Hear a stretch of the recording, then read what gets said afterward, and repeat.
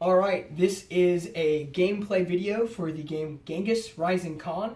It's a game for 2 to 4 players, plays between about 45 to 90 minutes, closer to 60 minutes usually, and is arranged to be ages 12 and up. It's a set collection race to be the greatest Khan by recruiting one clan card of all 4 types of clans.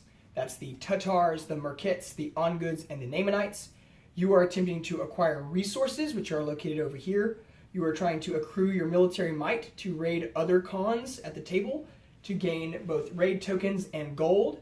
You are also attempting to send your envoy, represented by the meeple on your player board, to different clans to bribe and persuade their chieftain and their clan to join your unifying cause and rise to become Genghis Khan, the one who unifies the Mongols.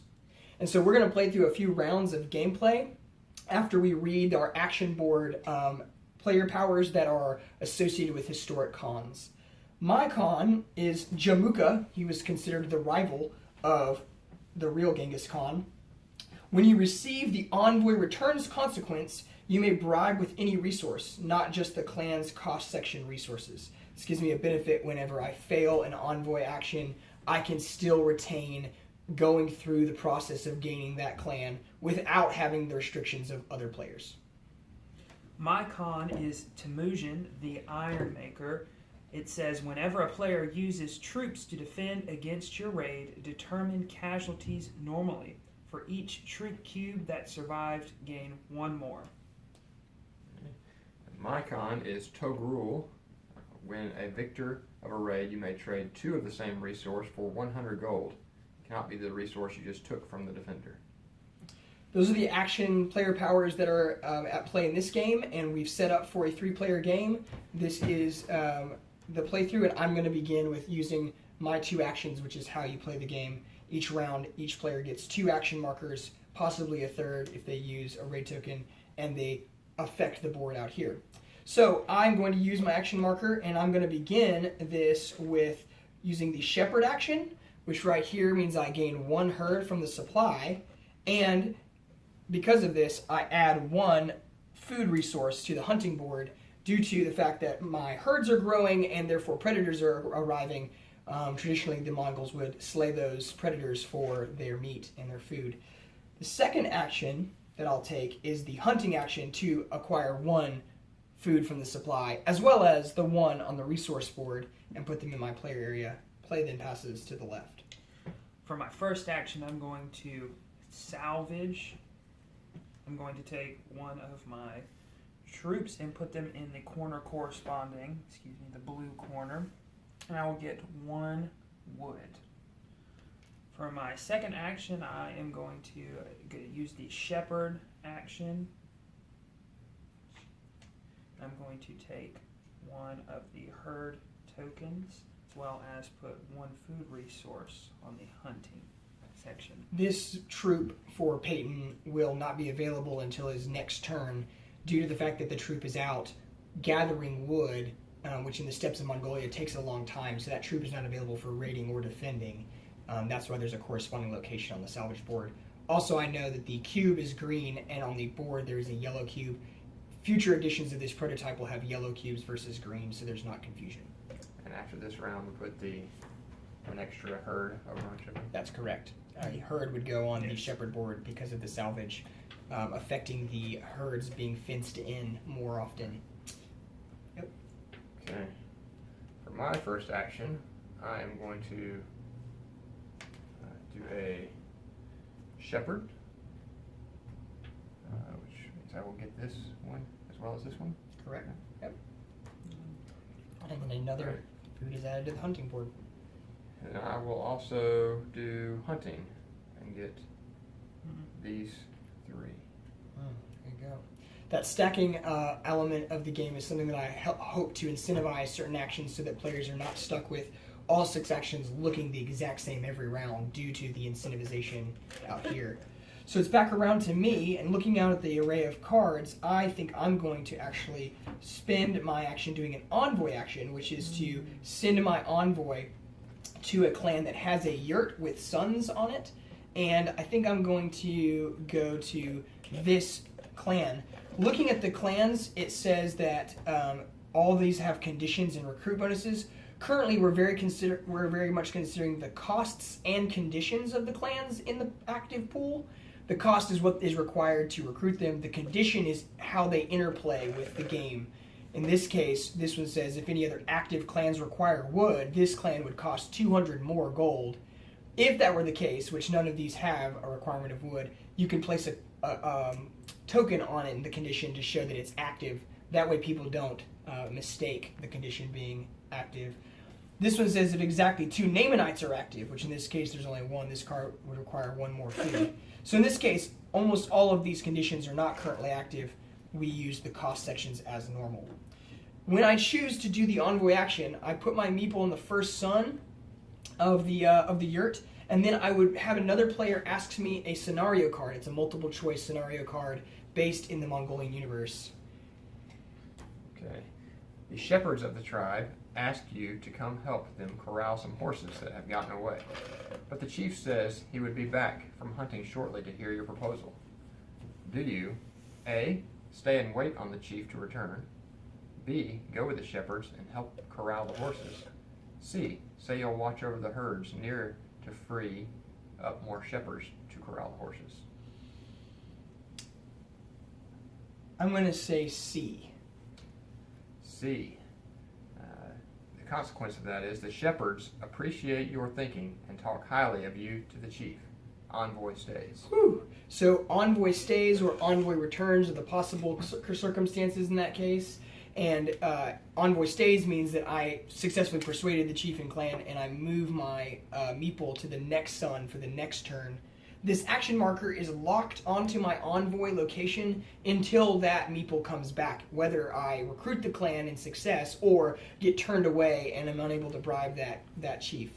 The second thing I'm going to do is grow my population, which is this one action here allows me to gain 2 people from the supply over here and stick them behind my player board, and spend, if I would like, the food resources that I have to gain 1 more troop per resource. In this case, I'm going to spend 1 of these back to the supply to gain another troop. After I've acquired those, the grow population meter increases 1 location because the Jin, which are the Chinese dynasty nearby, hate seeing Mongols become more and more populous because they're a threat to the Jin dynasty, and therefore are willing to bribe eventually people to raid one another, which is what the Jin purse represents in this action. If this gold token makes it to the Jin purse, it is now available for anyone who would like to raid other khans as spoils for the victor. And that would conclude my turn. Mm-hmm. So for my second turn, I'm going to once again use the shepherd action to take a herd, and that will move a piece of food to the hunting board. And then for my second action, I'm going to use the hunting action to take 2 tokens of food. Also would get your... And I would get that back. From the salvage board. Correct. Yep. Okay, my turn. I will use the grow population action, which will get me 2 of these, but I will also turn in 2 of my food to get 2 additional soldiers. And then, for my second action, I will raid. You choose a con on the table. I will raid Temujin. Yeah. Here we go. Let's see. Yeah, so raiding is every player involved in raiding will move their troop cubes to their hand as well as any wood tokens they have, and then they will both choose secretly how many of them they would like to spend in the raid, put them in their closed hand, and both khans will then open their hands to see what the totals are. Each troop cube counts as 1. Each wood that is associated with a troop cube will count as another troop. And that will be how they determine who the victor is. So we'll see how this turns out, and I will explain the casualties as well as victory. All right. All right, so looks like we have 3 troop cubes and 1, you want to put on the table for the camera, 1 troop cube associated with a wood token. This means that the attrition of this is that Zack, who is Toghrul, won with 3 troops to the 2. The victor gains a gold from the gold supply. If there were any gold in the Jin purse, he would gain that also. And because he's the raider, he gets a raid token, which can be used to recruit tribes or as a third action marker, and gets to steal one resource from the defending player or the losing player because he was a raider. So what resource would you like to take from Payton? I think I will take his food. Food. So you took a food. The way that casualties work out is the loser loses all of their men, but the victor loses times 2. So in this case, 2 times 2 is 4. If Zack had put forth maybe 5 men, only 4 of them would have gone to casualties. In this case, he gets obliterated completely by the loser because they fight so hard in Mongolia. So all of these troop cubes go back to the supply. This wood goes back to the supply. And any wood used, whether victorious or losing, is spent in warfare for upgrades of weapons. So no matter what, the wood will be spent. That's the end of the raid. He gained the raid things, and the turn play goes on. In this case, I'm still locked into my Envoy action, so if someone would like to read me a card. I'll read it this time. So here is the scenario. This tribe lives right next to the Jin dynasty border. The chief asks you if you'll spy on the Jin for him. Do you A, politely decline but promise to give intel if he joins your alliance? B, take one troop and investigate? C, raid a Jin caravan and try to ransom the prisoners for info? This is one of those tricky political situations that the scenario cards hopefully cause some tension in. I'm going to say the one about getting intel. Is that A? I don't remember. A was politely decline but promised to give intel. Yeah, that's what I'm going to do. Politely decline. Okay, here's the consequence for choice A. He thinks your prudence and timing are strategic. Envoy stays. Oh, I thought you were going to say we're like, I don't know. That he was like, you're kidding me, right?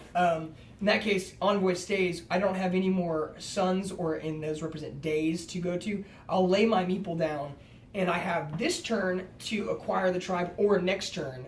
But then after next turn, if I don't have the required extra cost, then I have to bring my meeple back and I would have to start all over. So there is a timing element to the Envoy action. In this case, I'm going to go ahead and use the shepherding action to gain the one herd, adding a food to the resource board. And then I do have what I need to recruit the tribe, which is 2 herds, 1 food, and then those 2 days, I'll get to take the Merkit card over to my area. My envoy then returns, and this recruit bonus becomes mine, which says per every day your envoy stays on an active clan, I may gain 1 food. So as you recruit the clans that are actually part of your way to win the game, you actually do gain bonuses as well that can help you get there faster. The next tribe comes out. It's a Tatarish tribe. It needs 2 herds of food and 2 wood. It says if there are 3 or more on-goods active, which in this case there are not, then this clan would cost 200 more gold. But this clan says if any other active clans require wood, which this one does, this can cost 200 more gold. So we place a condition marker there to notify all players that, whoa, take a second look. What does that really cost you? And now it costs a raid token, a wood token, and 400 gold, not 200. Play would then continue to Payton. Yes, so for my first turn, I'm going to go and use the salvage action. I'm going to take 2 of my troops and put them in this corner. So I get 2 wood tokens. And next, And then 1 herd will be added go there. right there. And so I currently have enough to take this new Tatar tribe that just came out. So I'm going to go ahead and take that. So you have 2 herds, 2 wood, and a food available. Mm-hmm. That's awesome. Can you read your recruit bonus as Yes, well? my recruit bonus is a grow population equals an extra piece of wood. That's an extra cube. Extra cube. The good news is that hopefully they have icons for quick reference, but they also have the text underneath. Yeah. Just for the sake of if the icons aren't quite understandable. Yeah, so it says per grow population action gain 1 more troop cube. So I'm going to turn in my resources back. And I still have 1 more action to do. So for my second action, I think I'm going to take advantage of the herd token that's on the shepherd board, and I'm going to take 2 of these. Nice. Those 2. What a strong turn. All right, to you, Zach. Okay. Here's a new clan for your Yeah, consideration. Yes, good catch. Here's a new clan. A Naamanite came out. It requires a raid token, 3 sheep, and 300 gold. If any player has 2 or more recruited tribes, which in this case none of them do, then all Naamanites would cost 1 more herd. This condition token actually goes away due to Payton removing that tribe that required wood from the board, and a new tribe does not have wood. So you check every time that a new one comes out just to make sure that there are none of them that are active on conditions, and that's one of the replayability elements of this game, is that every game can be different due to the conditions and whether they interplay together. Okay. I'm going to, my first action, will send my envoy here. Payton, would you like to read the scenario, not letting Zach see it? I would love to read the scenario. Here's what we got. In his yurt, the chief introduces you to many of his trusted advisors. Later, he leans over and asks you which one of them looks like a spy. Do you A, tell him it's hard to judge character on the first encounter, B, offer to act like a traitor and threaten the chief's life, and C, which advisor is hesitant to help, C, tell him you will speak with them and attempt to uncover their allegiance? I think I would do B. So B, he accepts and you pull a knife to his throat and negotiate his life with the advisor. So now it tells us to roll a D6. Here you go. Let's see how this goes. Took the risky option. I love it. All right, so we have a 6. So it says 4 to 6. The performance reveals one advisor doesn't want to pay a ransom and is killed as a spy. Your envoy stays and you gain 100 gold. Woo, Excellent. wow. That was risky. That was risky. I like that. That was super great. I'm going to hold a knife to your throat and you're going to... Okay, so So there you now go. I also have enough to purchase this one. 1 raid token, 1 raid token. 2 food, 2 food. and you've completed the day. So you were able to recruit that tribe. As you can see, there's an element of the game feels like everyone has ample opportunities at the beginning to go after any clan, but as the incentivizing of the resources happen, as the clan cards come out in different orders, there can be a change of direction without costing you too much in the realm of strategy. There's an element of tacticalness as well. Can you read the recruit bonus that you just got? Recruit bonus is for every raid action gain 1 food. So when I raid, I'll get an extra food. That's right. Along So- with my raid. Yeah, that's right. And the scenario cards, there's 30 here. I continue to add to them daily because obviously you can eventually memorize. But the 3 options, it's harder and harder to continue to memorize them. Some of them require a D6 roll. Some of them require some dexterity. Some of them require you to pay certain things depending on what you said you would do. So they vary in both narrative and consequence, and none of them are the exact same. Do you have another action you would like to take? Let me see if any I of do these have another conditions are action. active. It doesn't look Don't like... forget about your advantage for your I know they're con. active. When you're a victor in the raid, you may trade 2 of the same resource. Oh, correct. So, just an option thing to do. Yes. Let's see. I will. I think I will. Do a raid. It's tempting. I think I will raid again. I Bloodthirsty. think I will raid Payton again. The unfortunate part about Payton is that he has 2 troops out trying to get some wood, so we'll see how he does in defending his Here we camp. go. Once again, you guys reveal whatever amount you think is worth the combat.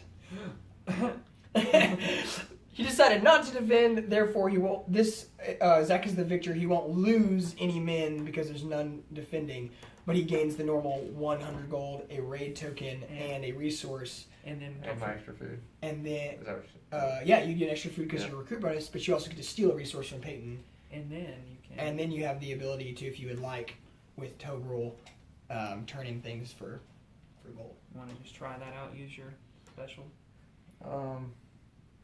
Well, right now I need my sheep. I like to keep my There food. you go. And All right. I like my gold, so I think I'm gonna keep them all. Good turn. There you go. Well, I think that's a good representation of the game. As you can see, gameplay continues around, and things will change. And these tribes, these clans, usually they're kind of stacked in a semi-assorted way to where they get more and more difficult to get, but you have more and more recruit bonuses that are helping you get there.